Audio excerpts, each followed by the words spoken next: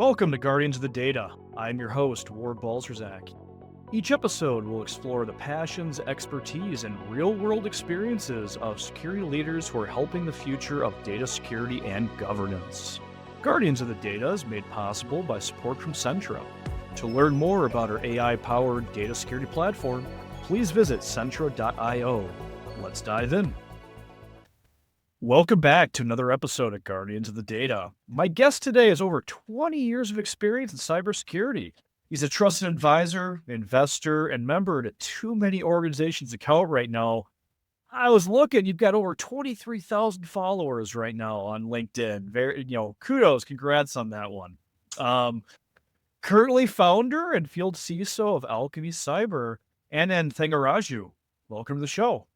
Oh, pleasure to be here, Rod. And of course, it's been an amazing journey for me, and been tapping into everything in the field. And we have a very similar role, trying to evangelize amazing tech to our CISO community. And so happy to be doing this with you. Doing what we can, and I really appreciate you being here. So, in your professional opinion, what's the biggest data security challenge organizations are facing? Well, I mean, we talk about cybersecurity as its own domain, and ultimately, when we peel the onion, it comes down to, are you protecting your crown jewels or not? Like, it could be as simple as trying to devise better strategies to make sure your crown jewels are being used in the right way, and that's in the new AI world. That is basically your IP, right? Like, it's most of the other things doesn't matter as long as you have your own proprietary data, because everything else out there, the AI knows better than you, right? Like, every information that humans have created that's in public domain, it's losing its value by the minute, because the agents are scraping through that and trying to make sense, and it's at some point it's gonna find a way to use the data for, obviously, for commercial purposes, right? So for companies that really care about like having a fighting chance, they better have a stronghold around their proprietary data. And I don't believe our traditional techniques will hold for. And that's what we are trying to solve for. What else are we missing out? How are we able to foresee the emerging threats and trying to reinforce your strategies? I love it. I love it, and totally agree. Right? There's a lot of folks that are grappling with this issue. Let's be honest. They've been grappling for many years.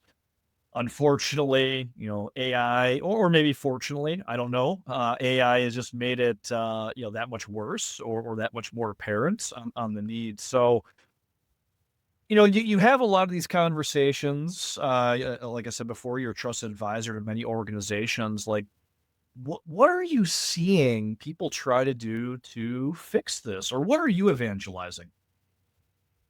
So first of all, this is the data is a double-edged sword, right? Like, we all live on years and years of tech debt, and when it comes to a job, it's not only about trying to protect the company. You also want to do it in at the right pace, and your peers are obviously having a different mandate. Your CIO, CTO, the whole engineering team is trying to embrace new technologies as it comes, and wants to ideate fast, wants to put out production ready code. But CISOs are the ones who are obviously seen as the blockers, and nobody wants to be that, right? Like, as long as there is enough tooling out there, and if you are able to just slam the brakes when it really matters, and help you keep the course going, it would be ideal. But unfortunately, the CISOs don't have the mandate, the power to do that. So they are trying to figure out what's the best way to use my existing tooling to secure your crown jewels.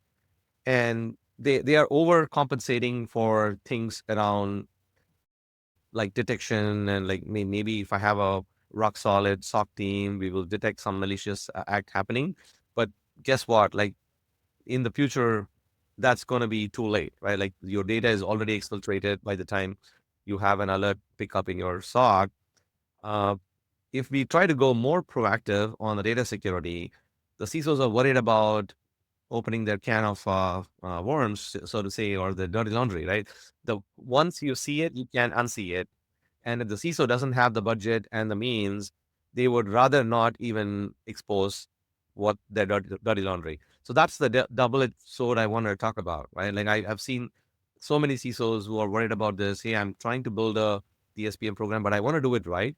I want to make sure that when I turn on the visibility, I better have all the controls in place, including the DLP and other compensating controls to make sure that I can prove that we are acting towards the remediation, right? So that's been a challenge for adoption of DSPM in general. But I'm seeing a lot of like automated remediation and new approaches to use agents to find this data and continuously mature your data program. So I think the timing is right for us to rethink how data security should be solved with a true agentic workflow, and really looking forward to like more innovation coming in that sense. Spot on. I mean, as you were saying that, I was flashing back to a few conversations I've had in the years from my own background being in the enterprise. I would jokingly, but also not jokingly say, like, no, don't show me that. No, don't tell me that. Because to your point, as soon as I know there's a problem, an issue, a gap, whatever, now I need to do something about it, right? Like I can't just put my head in the sand, or I could, right? I could put my head in the sand as a security practitioner.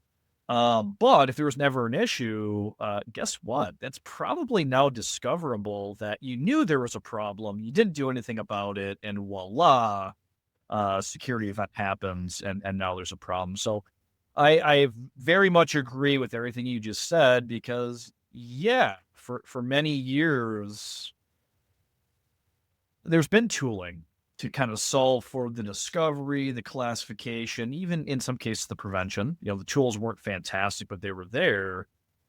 And a lot of folks focused on that. Hey, let's go buy a tool. Hey, let's implement DLP. Hey, let's do data classification. All of our problems will be solved when that happens. But they haven't bothered having the personnel, right, to do something about it. They haven't bothered having the processes to say, hey, when X, then Y sorts of things. It's been interesting. So are you seeing things start to change a little bit from your purview? I mean, like I said, oh, it's funny that you mentioned Purview. That's where it all starts, right? Like majority of the tech debt lives in like Microsoft ecosystem, SharePoint, shared drives, and oftentimes all you need is a much more robust classification engine to work alongside Purview or any of your native DLPs to start flagging things. And that's been the approach for the past decade, right? There's a little bit of blocking and tackling that you could do with DLP, but if you don't trust your DSPM, you're still letting few things go through the pipes. But what I'm seeing more recently in the conversations is people are actively remediating some of these data that ends up as a sprawl in different environments. They are able to set policies and think of it more like how we solved the SOC problem with source and automated playbooks.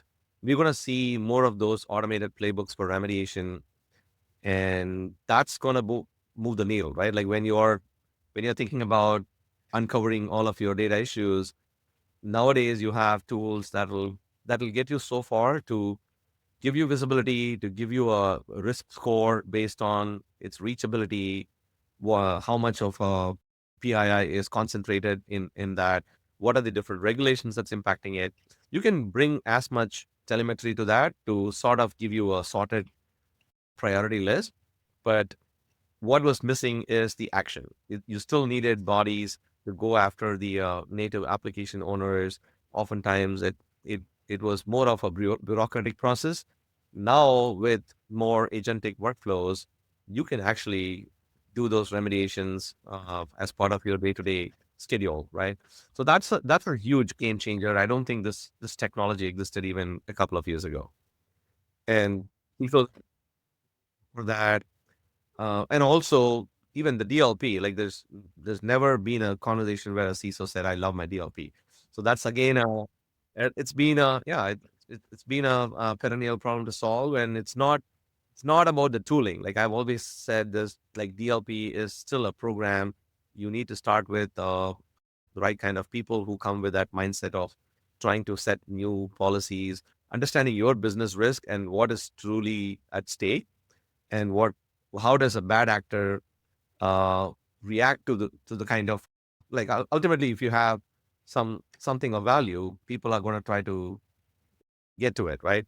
But your business is very unique. Like you need to have people who are thinking about how that compromise is going to happen, and then try to devise how an insider could actually take and fair advantage of their their trust that they've earned within the system, and try to work out programs to continuously look for the anomalous behavior, right? It's never going to be buy a tool, deploy, and you're done. Hallelujah, right? And there's, I think a lot of folks that think there's still the silver bullet out there that they can purchase or what have you, and it'll take care of all the problems. I'm curious, going back to your point about remediation. First, totally agree, right? If you have an issue, you got to do something about it. Uh, Today, it's getting easier with scripts, auto remediation, what have you. I think two things I've seen personally. One, um, a lot of people have gotten bit by their data security tooling, or really their security tooling in general over the years. So they have those battle scars, they have the PTSD when it comes to remediation or prevention. And in some of the conversation I have, it's like, whoa, whoa, whoa, no, we're not going to do that. We need a human in the loop. I think the other one that, is very much related that I hear quite a bit is the business won't buy into that, right? Like there's kind of that fear of the unknown of, oh my goodness, what you're talking is crazy. Auto remediation. What if you remediate something or move something that somebody needs? Now I'm getting yelled at. Now we got to have to break the glass. Are you seeing similar out there when you have some of these conversations? No, no, absolutely. I mean, it's definitely like it's good to think about like what could be the operational impact before you actually go and like give the superpowers for your remediation agents. We've seen how what can happen, like with the CrowdStrike famous event. Yeah, you can actually bring down your entire infrastructure, and time is money. Like for many companies, they would prioritize uptime over any other risk that potentially could happen, right? So I totally get it. And that's again the reason why I mentioned that before you do the remediation, it's important to have the right kind of intent signals and telemetry. And I'm not talking about do you know where your PII is? Have you tagged all of your PII? It's more about the correlating with the identity and what is the intent of that person interacting with the data. Is that a normal baseline, or is that looking anomalous? Trying to understand a bit more about the identity's context, like how long have they been with the company? Are they serving notice? That's a very common use case. When we talk about DLP, that's the one common scenario everybody picks up. Hey, what if somebody is on serving notice and they're trying to exfiltrate all the data? Of course, they're going to try doing that, and that's just one of the many insider threats that is well understood. But there's so many sneaky ways people try to like get the data out. Maybe they're actually a spy working for their competitor and trying to get out your engineering designs. Have you thought about having a strong control that's looking for that kind of malicious behavior? And the answer is no, it's not that easy to like that. That requires like NSA level spycraft, right? So, but it happens. It happens all the time. So, I would say like the on the surface level, the biggest worry for people is let's not jump to remediation without a human in the loop and like bring down the infrastructure. Then everybody gets fired. Of course, it's good to have like a crawl, walk, run phase. you would want to have like an alert only phase where you're still studying how the model is working and how often there's a false positive. And there's at some point you just decide, okay, this is the amount of risk I'm willing to take. It's all about risk taking and appetite for your type of service that you're talking about. If it's a super critical service that's customer facing and every minute it's down, you're going to lose $1 million. Yes, don't do that. But there's hundreds of other processes behind the scenes which doesn't need the same kind of SLA. So I would start with those. I would start with internal use cases. Perfect your. It's all about trying to continuously mature your model. It's not a static tooling anymore, right? So it's still continuously learning about your company's nuances. It's ingesting all of your company's policies and procedures. So ultimately, the model should be almost like a trained security architect or a security engineer. That's how I see the tooling is shifting towards more context aware beings that act almost like your security engineer, and it should be able to reason for every single action it's taking. I like that. I like that. And also going back to what you just said, something else I kind of want to highlight, underline, put flashing lights around. You mentioned insider threat and insider risk use cases around data security. And again, I have to say hallelujah to that. I've been fortunate in my own past to get buy-in from my leaders as I was building out data security programs to say, "Hey, I'm building out data security, but also let me build out the insider risk program," because they go hand in hand. And some of the initial use cases on both sides absolutely go hand in hand, right? The known leaver was one of the scenarios you're bringing up, right? Someone leaving, taking information, or maybe somebody taking information to a competitor. But both of those really require the groundwork, right? The foundation, that research, that actually thinking about like, what could people do with my data? What would they want to do? And I think some of that's missed, right? Going back to folks assuming there's a silver bullet. I'm just going to buy a tool and now I'm good. You can't really buy a silver bullet today to understand or prevent, human intent. Essentially, if they want to do bad, they're going to do bad. Fair enough. I mean, again, on the contrary, AI is able to be so customized for your business, and if the program is set right, then it can actually profile the normal behavior of every single identity out there. Not, I'm not even talking about humans. Why not agents? Even agents have malicious intent. It's not like it's trying to self-serve for its own, but people can take over an agent and like maybe use it, weaponize it, and use it to talk to their agent outside of the perimeter and try to collude. Right? That's definitely a risk that we should talk about. The even more common outcome is agent trying to do what it's told to do, but it does not know when it is overstepping and trying to rewrite the policies just to get to the goal. We have already seen that happen. So I would say I would bet majority of the insider risk is going to come because of unintentional failures, right? It's not necessarily malicious, but things things happen because these agents can go off guard, right? We need to talk about that as well, and how are we going to monitor the context window in which the agent is operating. And for that, again, it's all about having a lineage. I talk about two different lineages. One is the lineage of intent, because the agent is doing something, but you don't know whether it's acceptable or not unless you trace back the entire lineage of what agent spawned that and who's the ultimate human who is behind that and what was the initial intent given to it. So I don't think there's any product out there that's already solved for that. That's probably the new AI security control plane that we need to come up with. The other one is similar to the intent. You want to trace the data to, like you end up with data in a current state, almost like having our universe, discovering our universe and figuring out, okay, we have this amazing Milky Way and all this, and trying to work backwards towards Big Bang. right? Nobody in an organization context has the true time, like, like what should I call it? Like rewind of where the data originally came from, like trying to pinpoint the actual source of truth and where all it ended up duplicating and the mess that you have created, right? I bet none of the DSPMs can solve that today. They can show you, oopsie, your PII is in like 7 places, right? Deal with it.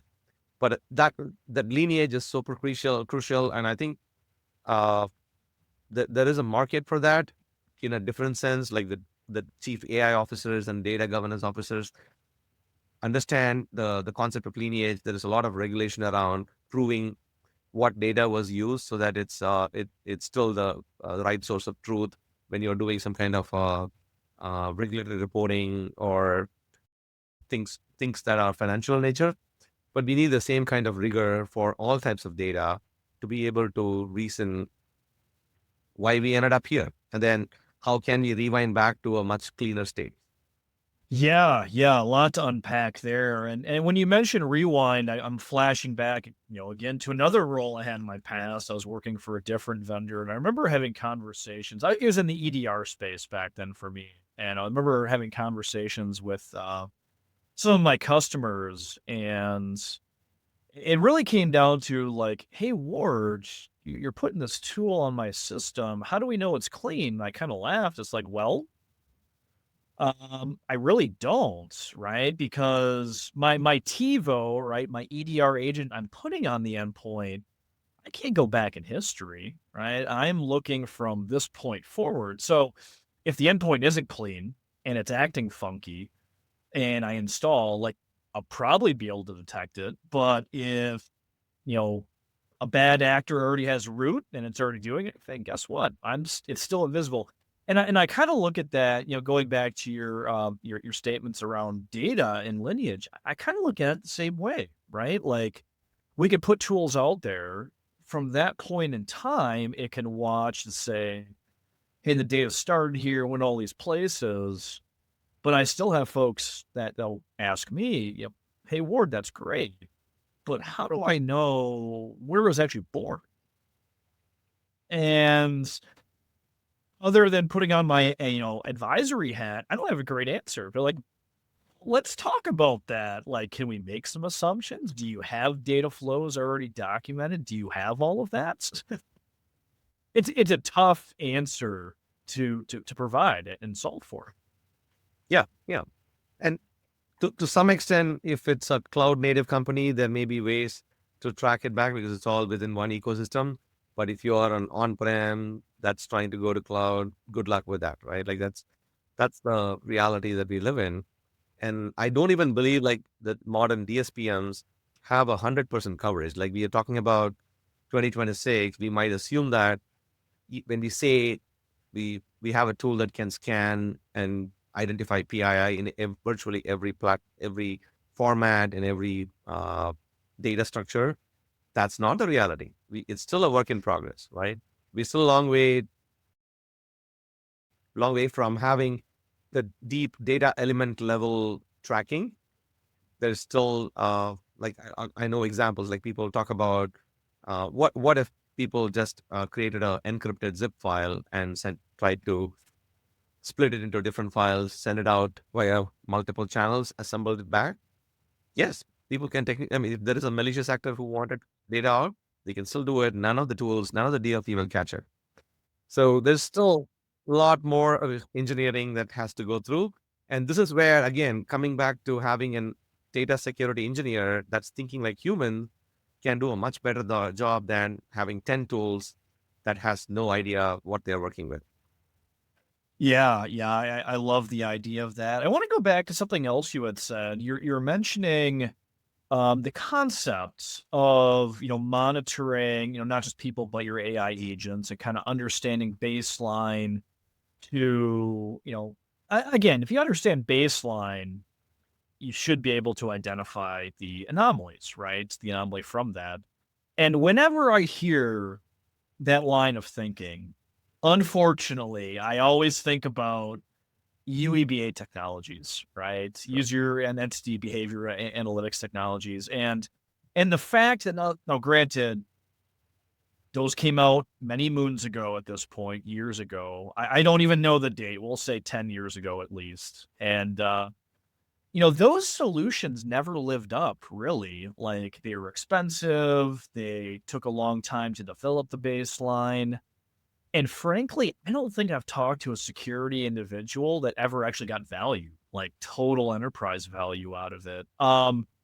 So I know when you said, baselines, I mean, you weren't talking about UEBA. So let's talk about that a little bit. What are your thoughts around how to actually do that well? Like not only baseline people, but baseline your AI agents.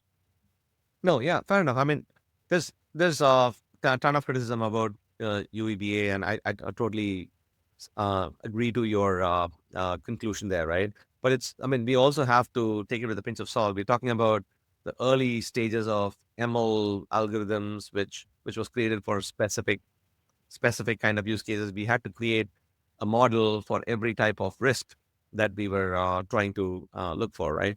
But the today's LLMs are a completely different beast. So True. I would argue that like now almost everything has to be baselined. Like uh, you can actually try to learn the processes that are very unique to a business and quickly flag like this is something that's totally anomalous for this particular business, for this particular individual, all within like a matter of a week of training, right? That's how powerful LLMs have gotten.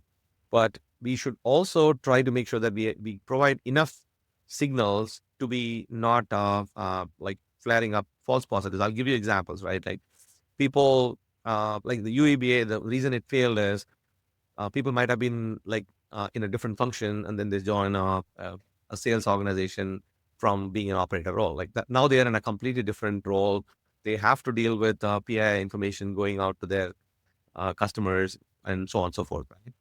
And UBA would obviously, if it did not have enough context coming in from the HRIS systems, it's gonna just flare up with alerts, right? So those are the things I'm talking about. Like it's not enough if you connect your security tools to provide the context.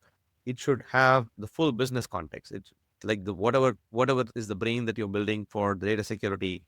It should think from a true business context. It should have all the information coming from the legal standpoint, from the HR system standpoint, and then we have something that's truly baselining for every agent, every individual. What is the like what is their job description looking like, and what have they been doing? Like sometimes it's easy for you to even try to figure out like their like based on their last few actions, you can predict what they are going to do next, right? And maybe the so far they haven't done anything risky, but chaining all those actions, maybe the nth and n plus one event is the most risky, and you better have your control and policy enforcing there and not alerting your SOC after the data has left, right? So those are the things that we need to talk about. Like when it is anomalous, you're building a case and you're not acting on a whim. It's multiple signals adding to the overall risk posture and sort of like hitting the tripwire, right? And another thing we didn't talk about is involves humans. When you're truly investigating or building a case for insider risk, you better have all the legal evidence, because guess what? Like if you are too soon to convict somebody of a malicious act, you better have all the proof that stands in a court of law. Oh, absolutely. And I would say, like, anybody who's going to be building out an insider risk capability, if you don't understand chain of evidence and don't understand any of that, and you're not good friends with your legal team internally, your privacy, your HR team, like, go do that immediately because great that you're standing up a capability, but to your point, if something happens and you're going to be pursuing some sort of legal action, um, good luck if you don't have some of those pieces figured out. Oh yeah, yeah. That's one of the reasons I said it's more of a program than a tool. So most of the tools lack that true audit, trace, and sort of the things that you would want to provide as part of legal evidence. And that's a space again ripe for disruption for any new DLP company out there, which is trying to solve for the entire problem and not necessarily just the point of enforcement. Totally agree. So, kind of going back to your thought about going right back to this one, lineage. Lineage is the interesting one that's playing across everything that we're saying here. We talked about lineage for at rest, right? Hey, this thing was born here, now it's over here, over here. What are your thoughts around extending that to like now Bob went and sent it to Sally, who sent it externally? Like, is that part of your idea of lineage as well? We're looking at in motion. Well, yeah, I mean, when you talk about the ultimate risk, like you obviously there's a taxonomy that goes with it, and data. Let's say data exfiltration is one of the risks that you're trying to solve for. Then you want to be able to go back for at least the last 10 different steps that's have taken place that eventually resulted in the data exfiltration, right? And you want to be able to pinpoint who is malicious. Maybe the nth person who actually sent it out to their like their own legitimate sanctioned box account is not the malicious act, but it happened somewhere way before when it shouldn't have happened, right? So for you to really do the chaining and figure out where the malicious act happened is very important to justify. And without lineage, yeah, none of the tools today, like I know like the whole SSPM market took off because of this lack of visibility, right? You had certain level of visibility in your endpoint. What happens if the data leaves to a cloud environment? You have a little bit of in context with your ZTNA and CASB solutions. Then you needed something totally different to have build the context on your SaaS environment and so on and so forth, right? So all of that, I think, is converging now. Like you don't need multiple solutions to piece together the puzzle. You, for the first time ever, you can actually Very have much agree with all one that. And, solution that and then that is based on like our obviously it's just an conversation API so integration, far, right? I right? So mentioned you should earlier be you've been in able the to industry over 20 ingest all of that years. You're telemetry helping a lot of throughout the entire life organizations. cycle of You've been your around the data. block a time or And that's, two. I mean, So I'm super you mentioned one curious. example What's your of journey trying been to so far? trace How did you the get to where entire you are journey today? of data. Oh gosh, we all sort of stumbled into cybersecurity, isn't it? It's the most common story that I hear from many peers. I started my career in banks. I was pretty much like Wall Street guy for the first 10 years. Worked for J.P. Morgan.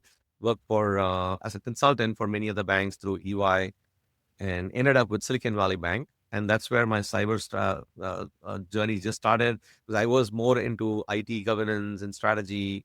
Eventually started picking up adjacent areas. Cyber was one, then privacy. Ended up managing the GRC program for them. Ended up running the exam for with the Federal Reserve and the local DFPI. And it all kept me like more fascinated. Whenever it was more of a cyber conversation, I was fascinated by how many different trade crafts have to come together to be able to solve that. And I knew that like I'm never gonna know everything about cyber, and that was the aha moment for me. Like it looks like I'm always gonna be learning something. I'm always gonna be on my toes. So that's how it happened for me. Like everybody starts somewhere in engineering, IT, and find their niche in cyber. And to be fair, like there was no cyber when we started, right? Like it was a completely whole different world, and I'm glad I'm get to shape the craft as well. I'm part of some, like as you mentioned, we're all part of multiple advisory boards and initiatives. So I love the aspect that I'm able to constantly develop best practices for my field and create new ways to approach cyber threats. So it's been an interesting journey, and I wouldn't wish anything else so far. That's amazing. Tell us a little bit about Alchemy Cyber. I know you're building it out. Myself, my organization have the pleasure of working with you, and I've been following you for years. So, tell the audience a little bit more around what you're doing and what that's all about. Thank you for the opportunity to talk about alchemy as well. So, alchemy cyber came about as an idea. What I've been in the practitioner shoes for many years, and in the last couple of years, I have been fortunate to talk to more founders, and either in an advisory capacity or an investor. And I also ended up in a field CISO role for the first time, where I was not necessarily buying products, but I was advocating for the best ways to optimize your tooling. And I used to work with multiple CISOs in the West region, trying to understand how are they tackling their today's and tomorrow's problems, what kind of products are they bringing into their networks. So it opened my eyes around how the entire cyber market operates. So it's not about just the CISOs are just one layer that we all talk about. They are the defenders. They are the ones who are building the programs, but we often don't see the big picture in the cyber ecosystem when it comes to not only the vendors ecosystem, but all the middlemen that exist, like VCs are heavily betting on new technologies. Without them, you wouldn't have futuristic solutions being built. We have channel partners, which I was fortunate to be part of, without whom no innovative solution can get to the nook and cranny of your tier two, tier three cities and people who don't have the same kind of proximity to the Silicon Valley, right? So I deeply appreciate all the ecosystem that's built around cyber that is all serving one purpose to be to fight against the bad guys. And that's what I wanted to start building as a small shop that I can truly be valuable, not only to the CISOs that I know, but also some of the early stage founders who are building amazing tech and they need the kind of access. And I started doing that out of my own interest as a solo advisor. I started putting in some money as early investment checks. And it dawned on me that there's more and more I could offer them, and it's a work in progress. So think of me as somebody who helps early stage startups scale from 0 to 1 in a fractional capacity. Sometimes I call myself joke as a micro VC because I do invest, but it's more about like trying to provide all the allied services for them, which which is which is very hard to get a big time VC to dedicate time on, right? They have much bigger problem to solve. So obviously, the founders take the money from the big VCs, but they need help from smaller scale go to market partners to talk about their tactical challenges and navigate their journey. So it's been a interesting pivot for me, and looking forward to building that together with amazing CISOs like you that are supporting me. Well, and it sounds like you've had fun with it for sure. That's that's the goal. Ultimately, we want to make cyber as much fun as possible, even for the CISOs who are in it. Like I love the people that who with all the weight that they carry, if they are able to come out for an event, share a drink, and have a good time, that I call it a pretty good day. Oh, amazing, amazing. Well, and if folks want to connect with you, what's the best way to do so? Well, like you mentioned, I'm a LinkedIn addict, I would say at this point in time. But yeah, you can definitely reach out on LinkedIn. My company credentials are there. You can also reach out to me over that. I am an open book. My literally, I have my email and phone number on LinkedIn. I don't know what I'm thinking, but I'm very approachable. I didn't even notice that. That's scary. Do you find yourself getting spammed quite a bit that you're doing that? It's okay. Yeah, I'm responsible, so I built my own perimeter defense. So I don't blame the world for being spammy. It's all about you. Oh man. Well, and thank you so much for joining today. This has been a great episode. Thank you, Ward, for having me, and yeah, best of luck for your future episodes as well. And you're doing an amazing service for cyber community, and keep doing it. Keep rocking. Oh, I appreciate that. And big thank you to our audience. Really hope you enjoyed the episode, learned something today. Please tell others in your network to follow and listen. This has been another exciting episode of Guardians of the Data. See you next time. Thank you. That's a wrap on another episode of Guardians of the Data. Thanks for tuning in. For show notes and more, visit guardiansofthedata.show. Guardians of the Data is made possible by support from Centro. To see how we help organizations discover and classify all of their data accurately and automatically while quickly achieving petabyte-scale data protection without the fuss, please visit centro.io. Catch you next time.